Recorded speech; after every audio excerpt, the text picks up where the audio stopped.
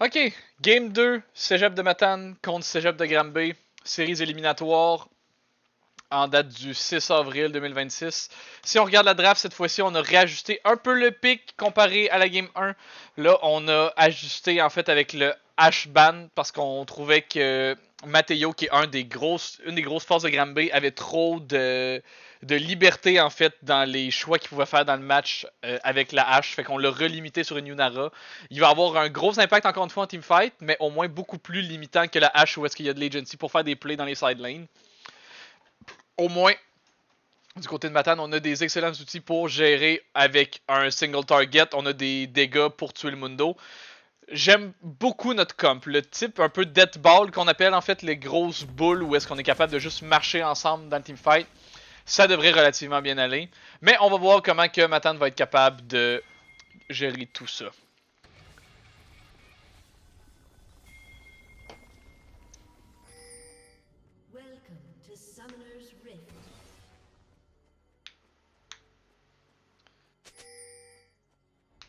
Encore une fois, on peut profiter, on peut punish la fameuse ward du côté de Red Side si jamais Tanky décide de s'avancer pour la fameuse ward.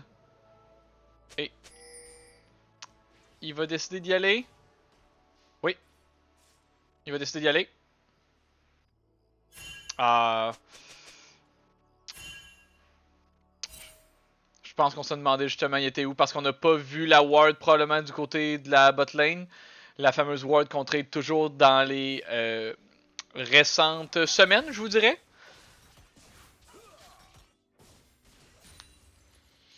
Voyons voir comment ça se passe. La bot lane va être très explosive. Le top aussi risque d'être quand même intéressant. Ghost et TP du côté de Mundo versus Flash et Ignite du côté de Mordekaiser.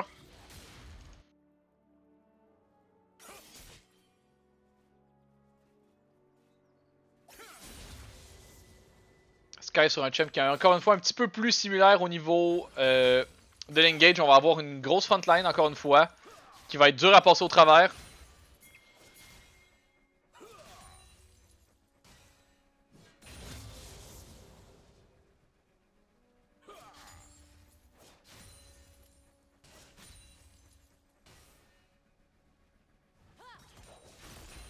Bonne ward du côté de Lipsoric aussi pour aller voir où est-ce que le Zaen va commencer son patting. Fait qu'on sait qu'il va pat vers le bot. Tandis que nous, on a décidé de pat vers la top side du côté de la Sejuani. Pour aller appuyer le Mordekaiser dans sa lane contre le Mundo. Alors, remarque, ça se passe très très bien du côté de Will jusqu'à maintenant. Le Mundo va pouvoir quand même récupérer tous les minions. Ah, minus one cannon, that's good. En dessous de sa tour, en tout cas, il va en récupérer plusieurs. Ça va un peu réduire le CS lead pour l'instant qu'on a, mais sinon, ça se passe relativement bien.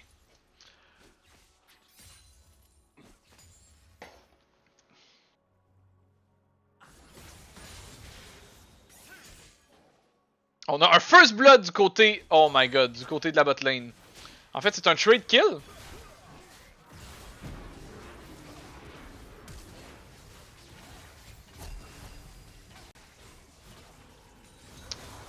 Honnêtement, avec le gold que Draven va avoir de plus, je suis pas contre l'idée de flash in pour le kill. Surtout que je crois que mon Nautilus est quand même fine. En plus, on perd le flash sur la Lulu, c'est parfait.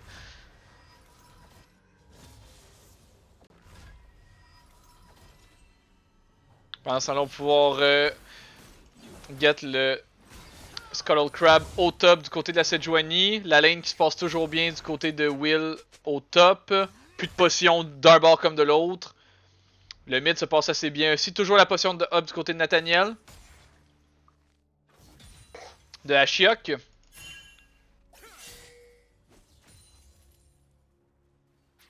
Le Draven qui back avec un Vamscepter contre un Recurve Bow du côté de la Yunara. J'aime beaucoup mieux le Vamscepter. Va donner beaucoup plus de pression en lane.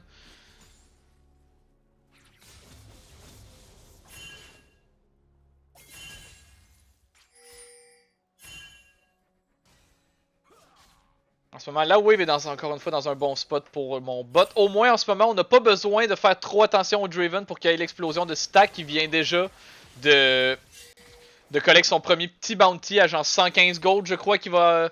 Fait que, il va juste falloir qu'on fasse attention dans 2-3 minutes pour pas que mon Draven y meure, pour après ça essayer de récupérer les stacks de son passif. Pendant ce temps-là, au moins, ma Sejuani a un camp d'avance au niveau de son clearing sur le Zahen.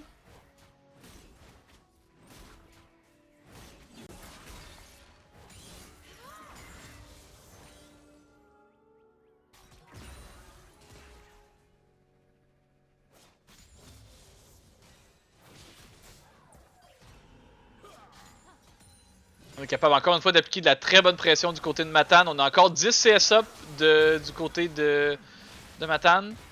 Le Nautilus qui... Le hook qui go directement dans les minions. On a plus beaucoup de mana du côté de Draven. On a encore une potion par exemple du côté du Nautilus. On va pouvoir continuer à trader agressivement. Le Draven avec son Doran's Blade et son Vamp Scepter qui va pouvoir récupérer quand même pas mal de vie en tapant les minions. Sinon, top se passe super bien ici du côté de Mordekaiser.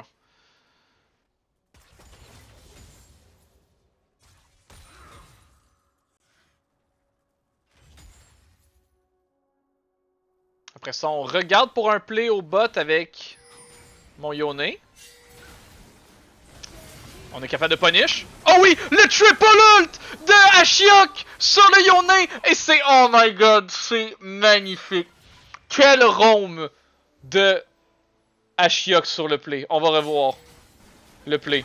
Le Nautilus qui connecte. Après ça, une belle ligne droite suivie par Sky. Et oh my god, avec aucun qui meurt du côté de Matan. C'est magnifique.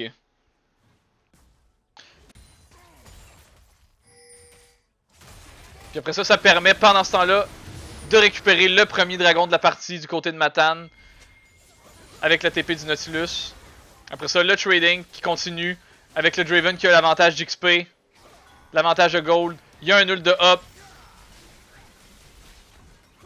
Et la Lulu qui va tomber. Et le kill qui va à Draven. Magnifique. Avec Skynet dans les parages, on va pouvoir look pour un tower dive. Si la Yunara essaie de s'enfuir, on va au moins pouvoir y deny la wave. Fait que là, on est 20 CS up du côté de Draven. On est quand même even en CS du côté de Yone. On a l'information sur le Zayan, c'est magnifique, c'est parfait. C'est exactement ça qu'on a de besoin. Encore une fois, au top, on est en avance de CS de 20. On va pouvoir look pour push ça et reset du côté de Will. Par exemple, la wave va être un peu dans un dog shit state, mais on va s'arranger avec, rendu là. Faut absolument que mon Mordekaiser se prenne un back.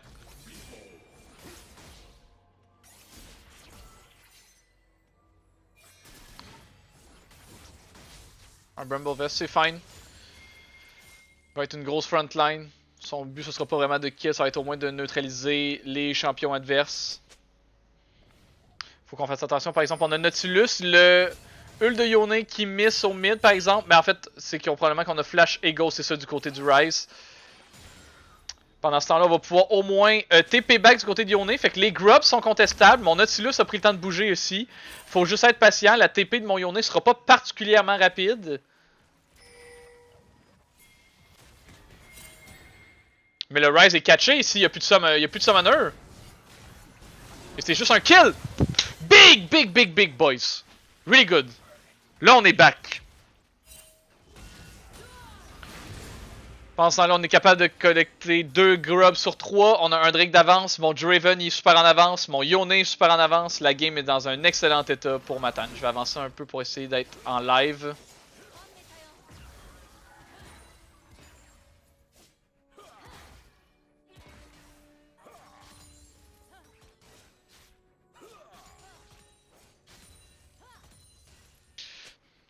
La lane va extrêmement stabiliser, même si la Yunara est capable de le poke un peu mon Draven. Il va pouvoir tout régénérer sa vie juste avec 2-3 hits avec sa Bloodthirster.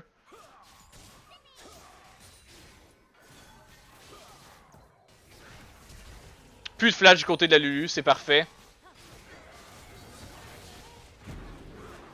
Plus d'exhaust du côté de la Lulu.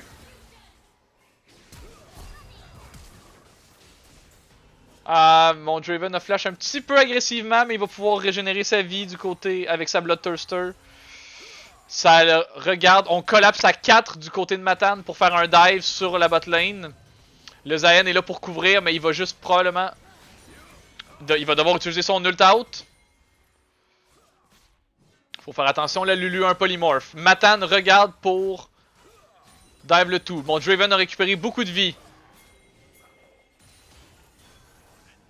Excellent angle, double man du Yone et c'est magnifique.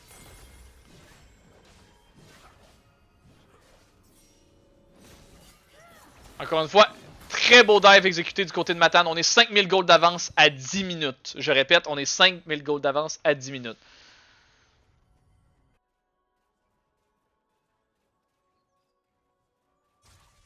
On se rend compte que finalement, la hache était un très gros problème.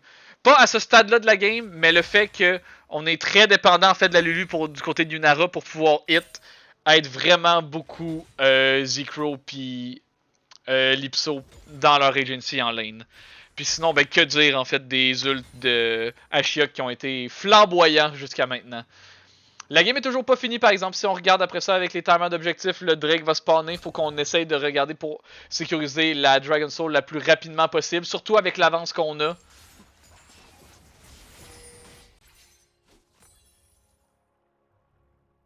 Le Ryze qui a été capable d'avoir pas vraiment d'impact dans les side lanes jusqu'à maintenant.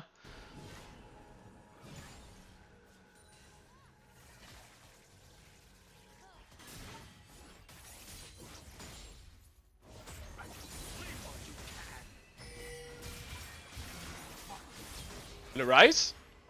Est-ce que c'est juste un solo kill du Yone? Et c'est un solo kill de Yone. Magnifique.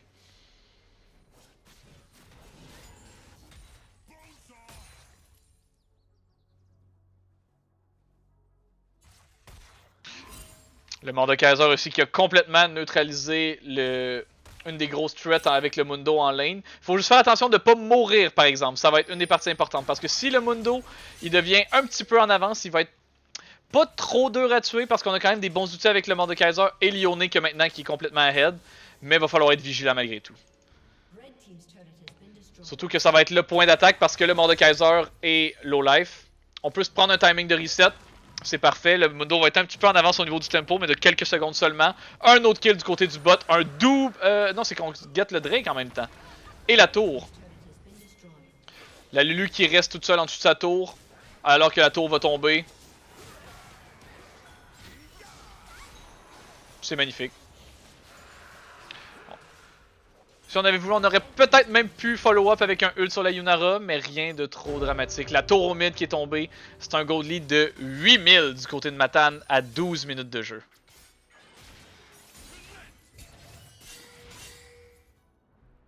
On dirait vraiment pas la même équipe en fait, quand on joue comme qu'on est un petit peu plus habitué. Puis quand on a des variables en fait qu'on connaît, d'un bord comme de l'autre. Le Zayn que pour l'instant il n'y a aucun impact, le Mundo qui va rusher un Warmogs pour sa laning phase. Mais ça fait en sorte que ça va retarder son scaling avec le Heartsteel.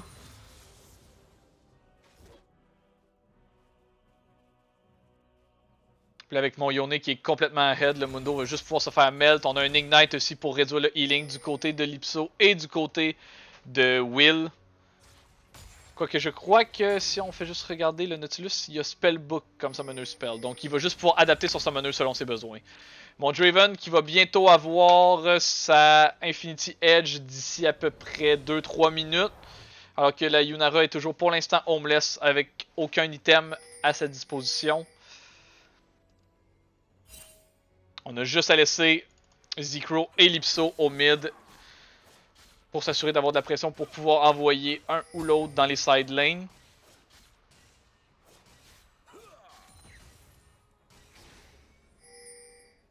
Le Mordekaiser a son item de compléter, il a son Rylai's.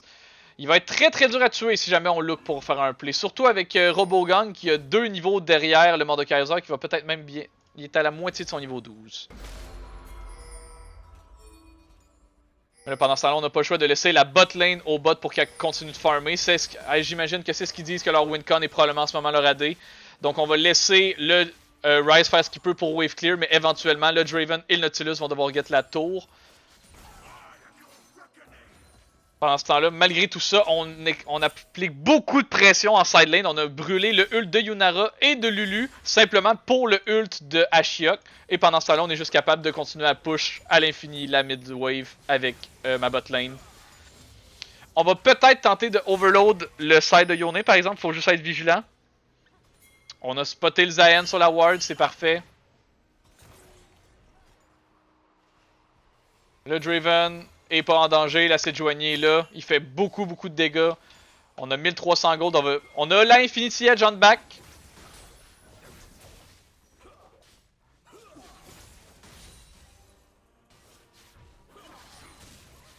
Faut juste rester vigilant, parfait. Pendant ce temps-là, mon jungler décide de commencer l'Herald avec l'appui de mon top laner qui a le push qui va être dans un even wave state. Le Mordekaiser veut, pas le Mordekaiser, le Mundo veut back en fait pour aller chercher son premier item.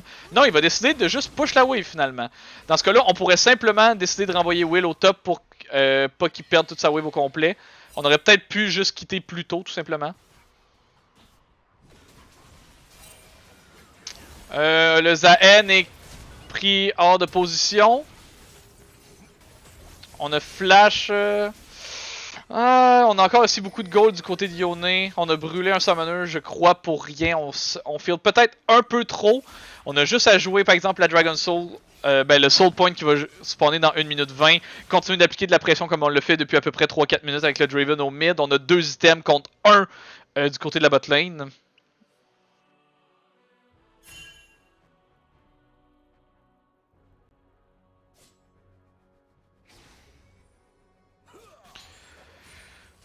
Au niveau de l'XP, le Draven est presque niveau 11. Il va avoir 2 niveaux d'avance au complet sur la Yunara. D'ici peu, quand il va avoir fini de grab la midwave. Il y a 50 creep d'avance. On a juste à jouer un petit peu plus lentement du côté de Matan. On peut juste se permettre de stacker les dragons, puis la game est finie. Nice ult du côté de la Sejuani. On essaie de flash out du côté de flash in du côté de Draven. C'est parfait, on a juste la limite à attendre que la wave s'en vienne à nous. On peut décider éventuellement après ça de dive le Mundo avec l'Herald qui va crash en dessous de la tour. C'est possible de le faire. On va juste décider de laisser crasher la tour. Parfait, c'est bon. Pendant ce temps-là, on a laissé quand même quelques secondes à Yunara pour hit un petit peu la mid-wave. Faut que mon Yone continue à rester sur les side waves en fait. Pour avoir le plus d'XP possible.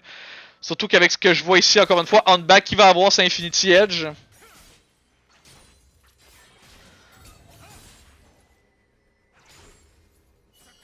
Pendant ce temps-là, du côté de Matan, on va récupérer notre 3ème dragon. On est 10 000 gold d'avance à 18 minutes.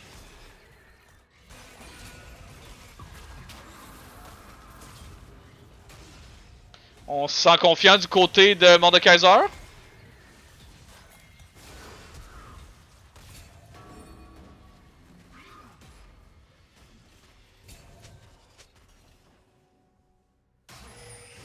Faut être vigilant, par exemple, là on a plus d'ult, on a plus d'ignite. Le Mundo a plus d'ult, par exemple, non plus. Ok, parfait, c'est un échange de flash et d'ignite pour le Ghost et l'ult du Mundo.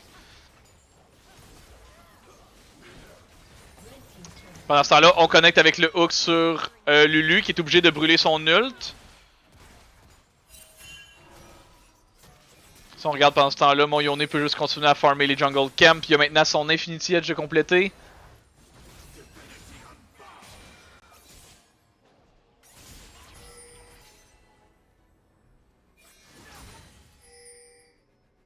Pendant ce temps-là, par exemple, le Zayn a cross avec toutes les camps de ma Sejuani en topside.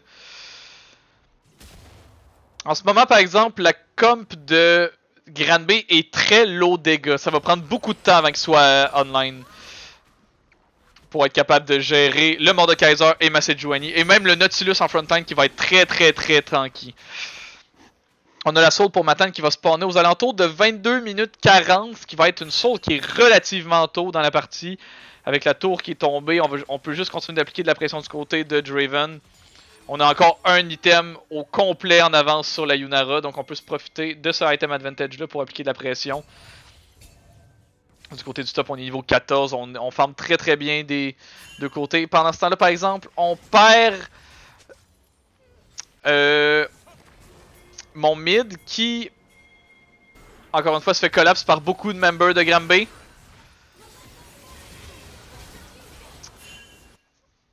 Un gros bounty, par exemple, qui va sur le Rise. Je suis pas fan exactement. En fait, c'est un des excellents emplacements où est-ce que le gold pourrait aller du côté de Granby. Donc, encore une fois, même si on est très en avance, faut juste pas qu'on relâche la pédale d'accélération du côté de Matane. Faut qu'on continue vraiment d'appliquer de la pression. Pendant ce temps-là, au top, ça continue de fight avec mon Nautilus et le Mordekaiser.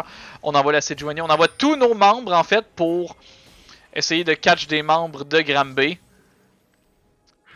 Finalement, ça va tout simplement être pour récupérer la tour au top.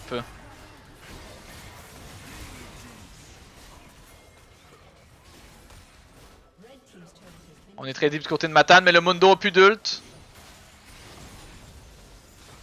Pour l'instant, on va continuer de lui faire beaucoup de dégâts. Va falloir qu'on regarde. Le Yone va être une des principales sources de dégâts pour gérer le Mundo. Plus la game va avancer avec la Bork et son passif d'anti-tank. Mais on fait juste regarder pour starter un achat instantanément du côté de Matane. J'aime beaucoup le play. En ce moment, on est tellement en avance sur nos systèmes. On a juste à, comme on dit en bon français, les frapper avec notre portefeuille. Et ça va juste être un achat gratuit du côté de Matane.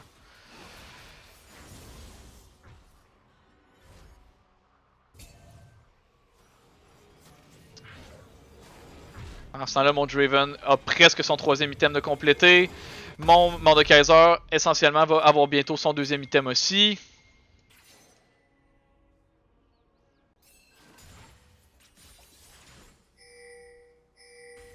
Il ping beaucoup le top. Encore une fois, je crois qu'ils savent, ils commencent à être au courant que Ashiok a tendance à un peu trop overextend des fois dans ses side lanes. On dirait qu'on a de la misère à savoir on envoie qui où pour l'instant. On a décidé d'envoyer le Mundo au mid pour défendre la tour. Le Zaen qui fait juste marcher et mourir en fait. Magnifique. Plus de flash, plus d'ult du côté de Zaen. Ça va permettre de relever beaucoup de pression du côté de Matane pour pusher nos side lanes avec le Mordekaiser et Lyone. J'aurais aimé ça qu'on reste en top wave pour qu'on continue à appliquer de la pression avec le Baron buff. On laisse Draven. Mordekaiser va déjà pouvoir laisser les minions hit la tour. Empower avec les minions. Surtout avec les grubs, la tour va bientôt mourir.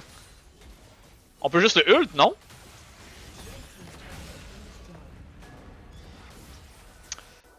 Je pense qu'on aurait peut-être pu le ult, mais...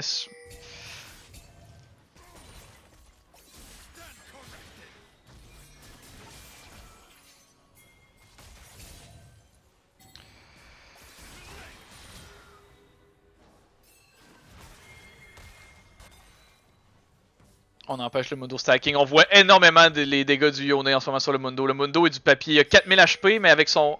C'est sûr qu'avec son Warmog, il va pouvoir se régénérer facilement, mais... On va tester un peu nos mains du côté de Matane. Oh, magnifique. C'est presque un doublé pour Ashiok. Le Rise est en route. On manque le Q-Flash, par exemple, du côté de Ashiok. On commit beaucoup, mais c'est l'assaut au moins pour Matane en réponse. Puis on a get un kill sur le jungler. Puis là, en fait, c'est que malgré qu'il overcommit beaucoup en fait sur Ashiok, il va falloir qu'il réponde à la threat du Draven, à la threat de Mordekaiser éventuellement. Parce que même s'il n'y a pas de kill, avec un excellent CSing, il va rester quand même une source essentielle à faire du dégât. Puis avec le Nashor qui termine bientôt, on va essayer de prendre un inhibiteur du côté de Matane au niveau de la bot side.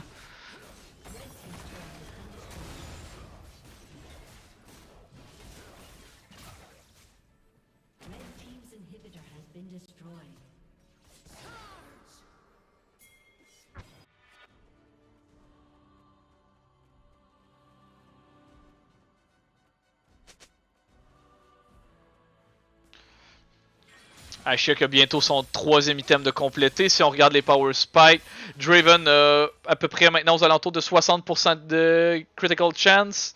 Le Rise va bientôt avoir son Actualizer par exemple. Ça va être un gros Power Spike à regarder par exemple du côté de Granby. Ça va être un de leurs timers où est-ce qu'ils vont vraiment pouvoir essayer de look pour pack Good Punch. Mais sinon, de notre côté, en fait, au niveau de la move speed, avoir la Cloud Soul avec la com qu'on a, c'est énormément huge.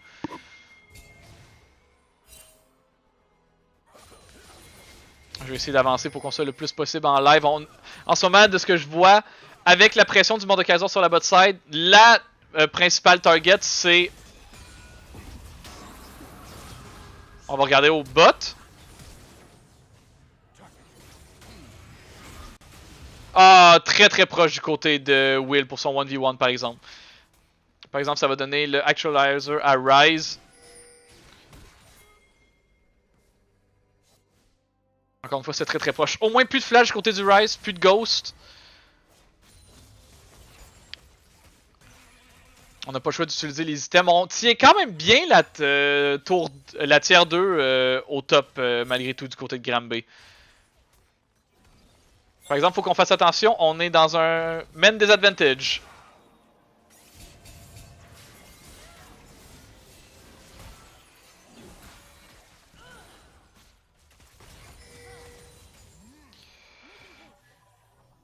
On la chip lentement mais sûrement. Avec le Draven, il va pouvoir commencer à juste weave des autos pour faire descendre la vie des autres membres de l'équipe de Granby.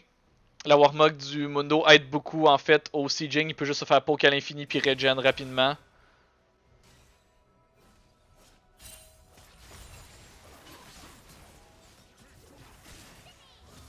Je viens d'avoir un message. On prend quel side pour la next game? Ce sera pas bien long. Je finis juste mon review de cette game là rapidement. On décide de hook la Lulu. La Lulu se fait insta blow up. Après ça, mon Yone qui arrive sur le side. Ça devrait être la fin de la partie, non?